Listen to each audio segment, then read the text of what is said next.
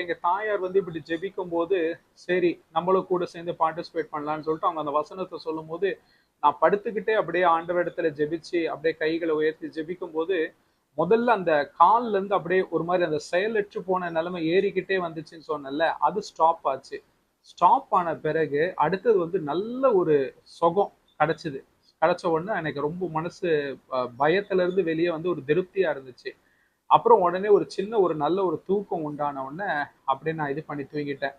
ஏன் சொல்றேன்னா, அன்பு தேவ ஜனத்தாரே, இந்த சாட்சியை உங்களோட நான் பகிர்ந்து கொள்றேன்னா, இது வந்து ஒரு மறுஜீவன் எனக்கு கிடைச்சது போல இருந்துச்சு. அந்த மே 12ஆம் தேதி அந்த மதியானம் 12:15 மணிக்கு ஒரு மறுஜீவன் எனக்கு உண்டானது போல இருந்துச்சு. அப்புறமா நான் டாக்டர் கிட்ட போய் பார்க்கும்போது டாக்டர் சொன்னாங்க, இந்த நரம்புகள் எல்லாம் உங்களுக்கு ரொம்ப பாதிக்கப்பட்டிருக்குன்னு சொல்லிட்டு, நீங்க இனிமே ரெகுலரா அந்த B12 மாத்திரைகளும், அதோட கூட சேர்ந்து இந்த சுகர் வந்து இன்னும் நிறைய நல்லா குறையும்படிக்கான சில மாத்திரைகளும், நரம்புகள் இது வந்து சீக்கிரத்துல இது பண்ண முடியாது. இதுக்கு ஒரு 6 மாசம் நீங்க வந்து டேப்லெட்ஸ் வந்து இந்த நரம்புகளுக்கு எடுக்கணும். ஏன்னா, எதற்காக சொல்றேன்னா, அன்பு ஜனத்தாரே, எனக்கு நான் வந்து கேர்லெஸ்ஸா விட்டுட்டேன்.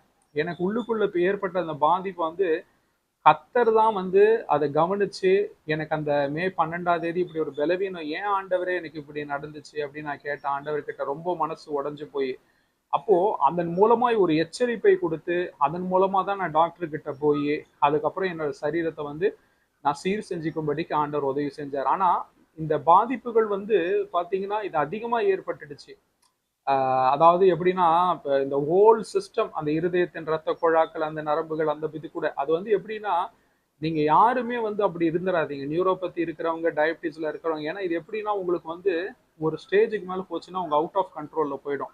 உங்களோட இருதய துடிப்புகள் எல்லாம் வந்து அந்த பாதிக்கப்பட்டுருச்சுன்னா, ரொம்ப ரொம்ப காப்பாத்துறது, ஜீவன காப்பாத்துறது ரொம்ப கஷ்டமா போயிடும். ஆனா கர்த்தர் எனக்கு அப்படிப்பட்ட பாதகங்கள் இருந்து கூட, கர்த்தர் என்னை மீண்டுமாய் மறுஜீவனை கொடுப்பது போல குடுத்து, ஆண்டவர் என்னை தூக்கி எடுத்தாங்க. ஒரு மறுஜீவன் குடுத்தாங்க. ஏசப்பா குடுத்தாங்க. எல்லா மகிமையும் நான் யெகோவா ராஃபா சுகம் தந்த தெய்வம். இயேசு கிறிஸ்து அவருடைய தழும்புகளால என்னை சுகப்படுத்தினார். பரிசுத்த ஆவியானவர் தாமே, உயிர்ப்பிக்கிற ஆவியானவர் என்னை தம்முடைய வல்லமையினாலே உயிர்ப்பித்து சுகமளிக்கிற வல்லமையினால சுகப்படுத்தினார்.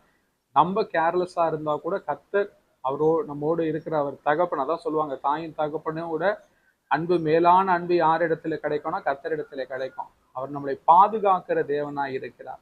அவர் நம்மளை பாதுகாத்து நமக்கு வேண்டிய நேரத்திலே, ஆபத்தின் காலத்திலே நம்மை தூக்கி எடுத்து மீண்டுமாய் ஜீவனை கொடுத்து நம்மை வாழ வைக்கிறவராய் இருக்கிறார். இந்த சாட்சியை எல்லோரோடும் பகிர்ந்து கொள்ளுங்க. கர்த்தர் உங்களை ஆசீர்வதிப்பாராக. இப்போதும் கூட இது போல பலவீனத்திலே பாதிக்கப்பட்டிருக்க பிள்ளைகளுக்கு கர்த்தர் தாமே இரக்கமாய் கிருபையாய் இறங்குவாராக என்று சொல்லி ஒரு சின்ன